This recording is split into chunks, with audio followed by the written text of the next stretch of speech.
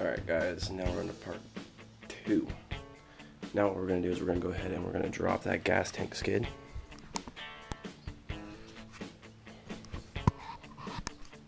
What we're going to do is go ahead and drop that gas tank skid and try to get at it. I know we talked about straightening those springs out last time, but I haven't quite decided if we're actually going to tackle that or not. They're not that bad, but we'll see once we drop the skid, the gas tank, what they look like and how hard they are to get to.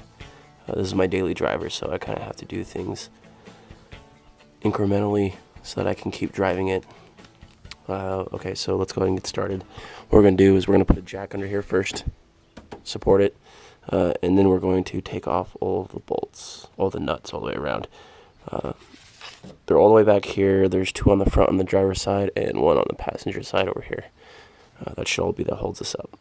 Let's get to it. Okay, so the other 2 you'll need to undo are right there. This one and that one. There's also one over here by the exhaust. Oh, it looks like it's missing. It's right up there. Interesting that one's gone.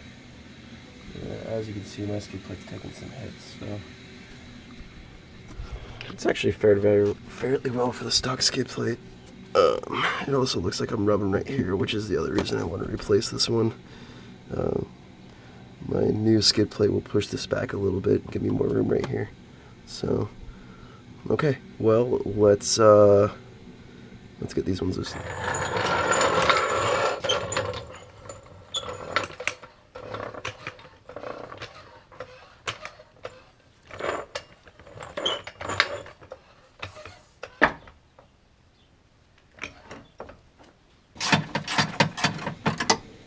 Looks like these are all 1/2-inch sockets.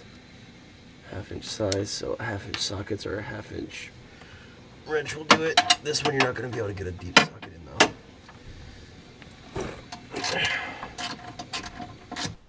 Next step is we need to undo all of this, because when we drop the tank out we don't want to tear this up. So let's undo all this.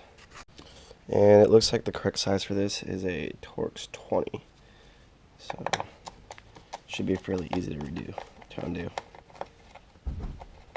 And these are the same size down here, as you can see, but these heads are different than these heads. There's a flange here and a non-flange here, so when you're putting this back together, just take note. Flanges go, flanges actually bolt the filler tube to the plastic shrouding, and the non-flanged heads bolt the housing to the body of the Jeep.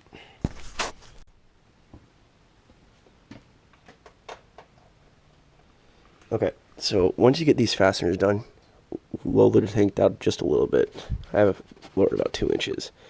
Then what you're going to do is you're going to come up here and you're going to undo your hoses, your fuel lines. Now your fuel lines have these little snaps right there, and basically what you do is you take your fingers and all you do is you just pinch them gently together and they'll pop right out. It takes a little work to get your fingers around them, but just pinch together, they'll pop right out. They can be brittle, so be careful, but they're pretty easy to undo. No special tools required, nothing. Just pinch and they'll work their way out.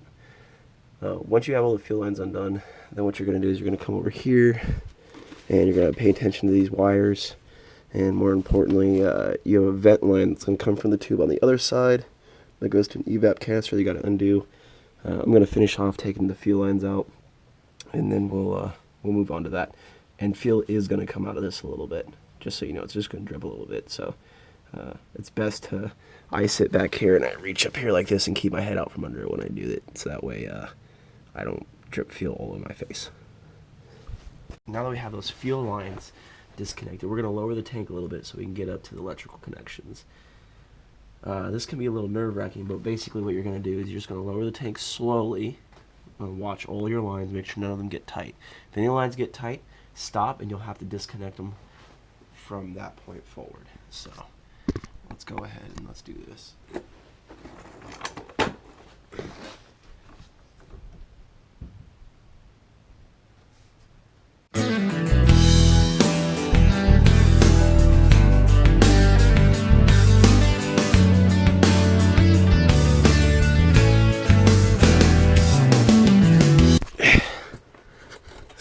there's part of our lines. We just want to make sure that none of this is tight. None of that is tight so far. So we'll keep going.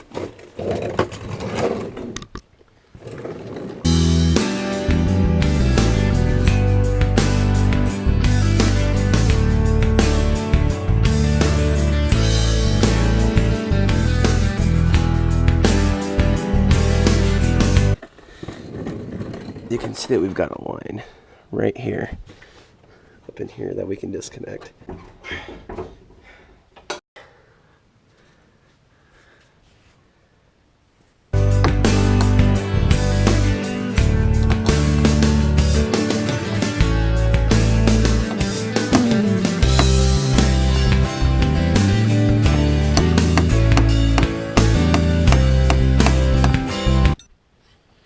So now that we have the pump all the way off, my reason for taking that off is twofold. One, the Jeep has 85,000 miles on it.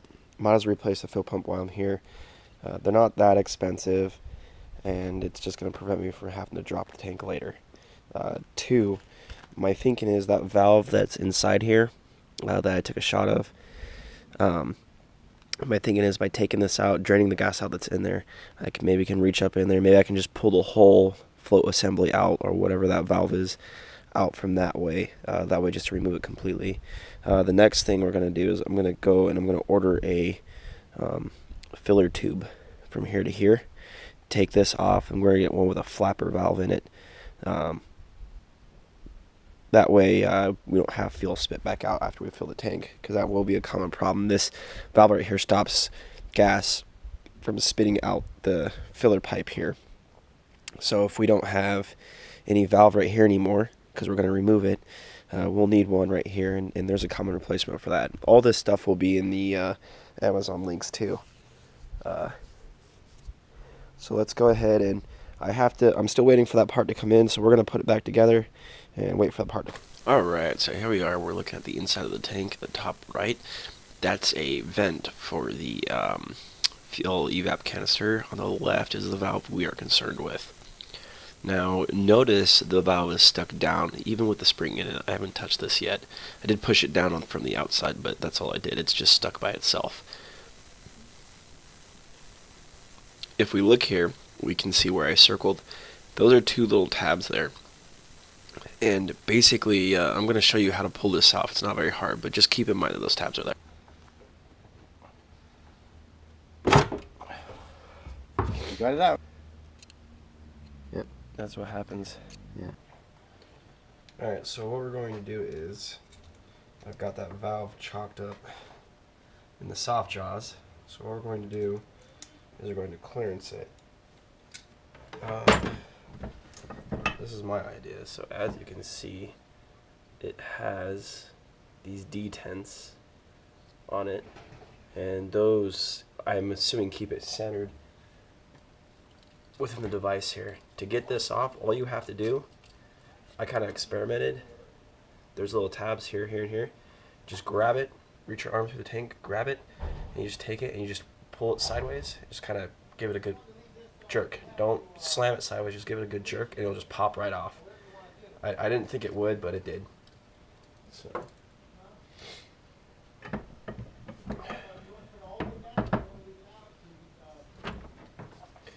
We just want to clearance it just a little bit. We're trying to get the slide smooth, just so that it slides smooth within the carriage here. So we don't take off too much.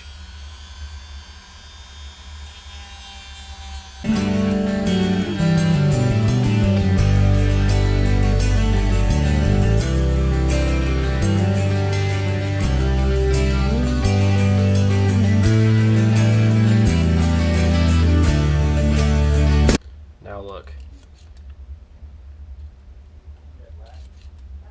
Before it would stick in there. So if we grab this, let's do this a different way. My finger right here.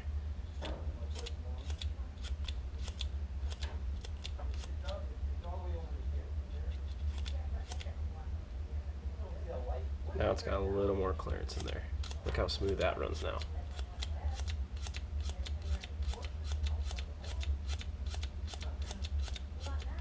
Yeah. All right, let's put it back together. Still need to order a fuel pump, but there's your fix right there. That's how you do it. Whoa. Hold on. Let's see. Might have to clearance a little bit more for the bottom. We gotta make sure it doesn't get stuck down there like that. I might clearance a little bit more, but that's exactly what this needed. So there you go. That's how you fix the slow fill issue on a 2006 Jeep T. Yeah, so that little trick, that's all you need. It's free, doesn't cost you any money, just a little bit of time. It took me an hour, maybe an hour and a half to get the tank out of the Jeep. You know, and then I hosed it off and everything. And I'm going to go ahead and replace the fuel pump while I'm here. It's a smart idea, guys. If you don't have to, you don't. But if you do, you know, if you're going to replace the fuel pump, I recommend going with a Mopar fuel pump. People go 100,000, 150,000 miles on stock fuel pumps. Why would you try to upgrade to anything else? I know people who have gone with the generic auto parts fuel pumps or other name brands, and they end up replacing them every 40,000 miles. I'm not in the habit of doing that. The tank is not, I wouldn't say it's super hard to get out, but it's not easy to remove. It just takes, there's a lot of wiggling, and it's not something I personally want to do at every 40,000 miles. So I'm going to be putting a Mopar filter or Mopar pump back in. I'm buying the whole assembly. And until that comes, I wanted to see if this would work, and I did a little more grinding on it just to make sure, but general consensus is on these things is that the ethanol swells this piece right here. You can see how this is a different plastic than this. This swells just a little bit, and the tolerances in here are so tight that it, with these little guides, you can see how well it pops out now. Let me set you down. So there's these little guides right here. You can see I ground them. But those guides make these tolerances so tight in here that when you push down, it just sticks. Or push up, it just sticks. And in my case, it stuck up like this. So what was happening is I couldn't get any gas in the Jeep. I had that little hole to get gas through. And basically, you'd put gas in the Jeep until it clicked, and then put gas in the Jeep until it clicked, and it would just take... it took me a half an hour the other day to put $16 worth of gas in. So it was annoying. But this is free. A free fix right here. I asked a dealership, and they wanted to replace the tank. And the tank replacement was $1,000. And I was just like, yeah, I'm not going to pay $1,000. I'll see if I can fix it myself. Free. So what you do is then you just take it, and you just shove it right back in. Anyway, guys, that's it for this time. As always, like, comment, and subscribe. I really appreciate you guys liking the videos, and thumbs up them if you like them. If you have any questions, let me know. I'll be happy to answer them. Next time, we'll move the gas tank into the new skid plate, get the new fuel pump in when I get it, and then we'll go ahead and get that all buttoned up. And then after that, I have a new project for the front end coming, so hopefully that comes soon and we can start that one. I think you guys will really enjoy that. I haven't seen anyone else actually show a video on how to do this, so that video coming up here, I'm pretty sure you guys will like it. Anyway, thank you.